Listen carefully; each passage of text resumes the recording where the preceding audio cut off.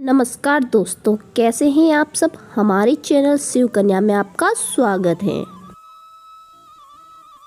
संस्कारी बहू एक सेठ के साथ बेटे थे। सभी का विवाह हो चुका था। छोटी बहू संस्कारी माता पिता की बेटी थी। बचपन से ही अभिभावकों से अच्छे संस्कार मिलने के कारण उसके रोम रोम में संस्कार बस गए। ससुराल में सारा घर का काम नौकर चाकर करते थे। जेठानियां केवल खाना बनाती थी, उसमें भी खटपट होती रहती थी। छोटी बहू को संस्कार मिले थे कि अपना काम स्वयं करना चाहिए और प्रेम से मिलजुल कर रहना चाहिए। अपना काम स्वयं करने से स्वास्थ्य बढ़िया रहता है। उसने युक्ति की खोज निकाली और सुबह जल्दी स्नान करके शुद्ध वस्त्र पहनकर पहले ही रसोई में जा बैठी। जेठानियों ने टोका, लेकिन उसने प्रेम से रसोई बनाई और सबको प्रेम से भोजन कराया। सभी ने बड़े प्रेम से भोजन किया और प्रसन्न हुए। इसके बाद सास छोटी बहू के पास जाकर बोली, बहू तू सबसे छोटी है, तू रसोई क्यों बनाती है? तेरी 6 जेठानियां वे खाने बनाएंगी। बहू बोली, माँ जी कोई भूखा अतिथि घर आता है तो आप उसको भोजन क्यों कराती है? बहू, शास्त्रों में लिखा है कि अतिथि भगवान का रूप होता है, तो भोजन पाकर वह तृप्त होता है तो वो भोजन कराने वाले को बड़ा पुण्य मिलता है। माँ जी, अतिथि को भोजन कराने से पुण्य प्राप्त होता है तो क्या घर वाले को भोजन कराने से पाप होता है क्या?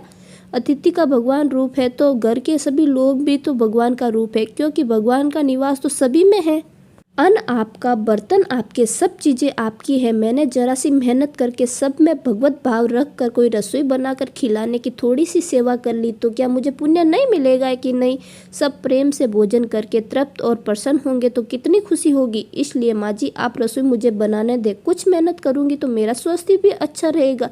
सास ने सोचा, बहू तो बात तो ठीक करती है, हम सब से इससे छोटी समझते, पर इसकी बुद्धि तो सबसे अच्छी है और बहुत संस्कारी भी है। दिन सुबह सास जल्दी उठकर स्नान करके रसोई बनाने बैठ गई। बहुओं ने देखा तो बोली, माँ जी आप क्यों कष्ट कर रही है? सास बोली, तुम्हारी उम्र से मेरी उम्र ज़्यादा है, मैं जल्दी मर जाऊंगी। मैं अभी पुण्य नहीं करूंगी तो फिर कब करूंगी? बहुएं बोली, माँ जी इसमें पुण्य का क्या बात है, यह तो घर का काम है। सास बोली, घर का काम करने से पाप होता है क्या? जब भूखे व्यक्ति और साधुओं को भोजन कराने से पुण्य प्राप्त होता है तो क्या घर वाले को भोजन कराने से पाप मिलेगा? सभी में ईश्वर का वास है। सास की बातें सुनकर सभी बहुओं को लगा कि इस बारे में तो उन्होंने कभी सोचा भी नहीं। यह युक्ति बहुत बढ़िया है। अब जो बहू पहले जाग जाती हैं वह रसोई बनाने लग जाती हैं। जो भाव था कि तू रसोई बना, बारी बंदी थी, अब मैं बनाऊं, यह भाव पैदा हुआ तो 8 बारी बंद गई, 2 और बढ़ गए। सास और छोटी बहू काम करने में तू कर, इससे काम बढ़ जाता है और आदमी कम हो जाते हैं। पर मैं करूं, इससे काम हल्का हो जाता है और आदमी बढ़ जाते हैं। छोटी बहू उत्साही थी कि सोचा अब तो रोटी बनाने में चौथे दिन की बारी आती है, फिर क्या किया जाए। घर में गेहूँ पीसने की चक्की थी तो उसने सोचा कि क्यों ना गेहूँ ही पीसना शुरू कर दिया जाए। मशीन की चक्की का आटा गरम बोरी में भर देने से जल जाता है और रोटी का स्वादिष्ट नहीं होती, जबकि हाथ से पीसा आटा ठंडा और अधिक पौष्टिक होता है तो उसकी रोटी भी स्वादिष्ट होती है। छोटी बहू ने पीसकर उसकी रसोई बनाई और सब कहने लगी, आज तो रोटी बहुत जाएगा और विलक्षण है। सास बोली, बहू तू क्यों गेहूँ पीसती है? अपने पास पैसों की कौन सी कमी है क्या? माँ जी, हाथ से गेहूँ पीसने में व्यायाम होता है और बीमारी भी नहीं होती। दूसरी रसोई बनाने से सबसे ज़्यादा पुण्य तो गेहूँ पीसने से होता है। सास और जेठानी ने तब जब सुना तो उन्हें लगा कि बहू ठीक कहती हैं। अब उन्होंने अपने अपने पतियों से कहा कि घर में चक्की ले आओ, हम सब गेहूँ पीसेंगे। रोजाना सभी जेठानियाँ चक्की में 2 से 2.5 सेर गेहूँ पीसने लगी। इसके बाद छोटी बहू ने देखा कि घर में जूठे बर्तन मांजने के लिए नौकरानी आती हैं। हमने अपने जूठे बर्तन खुद साफ करने चाहिए, क्योंकि सब में ईश्वर का वास है, तो दूसरा हमारा जूठा क्यों साफ करे। अगले ही दिन सब बर्तन मांज दिए। सास बोली, बहू जरा सोचो, बर्तन मांजने से तुम्हारे गहने घिस जाएंगे और तुम्हारे कपड़े भी खराब हो जाएंगे। माँ जी, काम जितना छोटा उतना ही उसका महात्म्य ज़्यादा। पांडवों के यज्ञ भगवान ने श्री कृष्ण ने जूठी पतली उठाने का काम किया था। अगले ही दिन सास ने सारे बर्तन मांजने बैठ गए। उन्हें देखकर सभी बहुओं ने बर्तन मांजने शुरू कर दिए। घर में झाड़ू लगाने के लिए नौकर आता था। एक दिन छोटी बहू ने सुबह उठकर झाड़ू लगा दिया। सास ने पूछा, बहू तुमने झाड़ू लगाई है?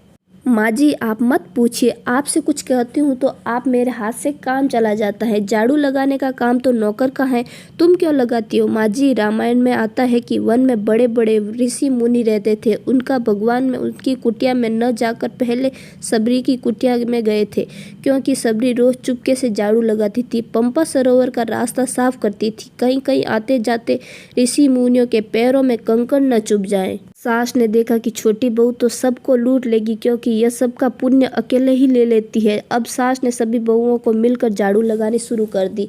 जिस घर में आपस में प्रेम होता है वहाँ लक्ष्मी का वास होता है, और जहाँ कलह होती है वहाँ निर्धनता आती है।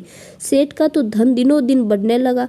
अब उसने अपने घर में सभी स्त्रियों के लिए गहने और कपड़े बनवा दिए। छोटी बहू ससुर से मिले गहने लेकर बड़ी जेठानी के पास जाकर बोली, आपके बच्चे हैं, उनका विवाह करोगी तो गहने बनवाने पड़ेंगे। मुझे तो अभी कोई बच्चा नहीं है, इसलिए इन गहनों को आप रख लीजिए। गहने जेठानी को देकर छोटी बहू ने कुछ पैसे और कपड़े नौकरों को बांट दिए।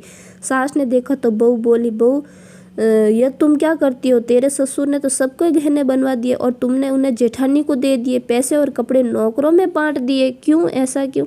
माँ जी, मैं अकेला इतना संग्रह करके क्या करूँगी? अपनी चीज़ों को किसी ज़रूरतमंद में काम आ जाए तो आत्मिक संतोष मिलता है और दान का और अमिट पुण्य होता है। सास की बहू की बात दिल में छू गई। वह सेठ के पास जाकर बोली, मैं धोती साड़ी बांटूंगी और आसपास में जो गरीब परिवार रहते हैं उनको बच्चों की फीस मैं स्वयं भरूंगी।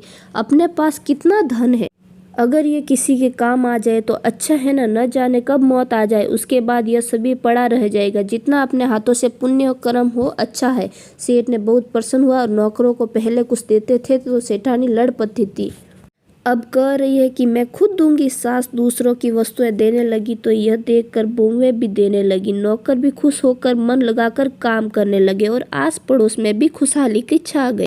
श्रेष्ठ मनुष्य का आचरण करता है, दूसरे मनुष्य भी उसी के अनुसार आचरण करता है। तो छोटी बहू ने जो आचरण किया उसके घर का सुधार हुआ, तो साथ ही पड़ोस पर भी अच्छा असर पड़ा। उनके घर में सुधर गए।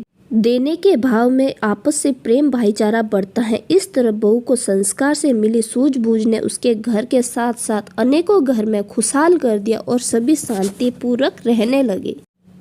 तो दोस्तों, हमारी कहानी आपको पसंद आई हो तो हमारे वीडियो को लाइक करें, और साथ ही साथ आपको इस कहानी के बारे में कुछ कहना है तो ज़रूर कमेंट में लिखें और हमारे चैनल को सब्सक्राइब ज़रूर करें। धन्यवाद।